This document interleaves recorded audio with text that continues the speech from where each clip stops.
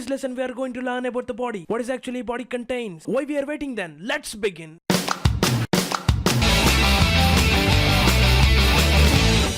Hi, I'm Sharma from theSSUp.com. After the head, the second main important structure in HTML document is body. Body is the visual content actually we see on the web page. Visual content may include navigation, headings, paragraphs, article, aside elements, footers, headers, so on. Let's write a heading, a story. Let's write a paragraph. If the styles are not explicitly mentioned, the browser will adopt the default rendering for that element. This is the default rendering of heading as well as paragraph. Cascading style sheet controls the styling part or presentation part. This is the basic structure of HTML. Whatever the content between these two body tags will be seen as a visual content on the web pages. This is all about the body tag. In the future lessons, I will introduce you to some of the web kits so that you can validate your structure of the code.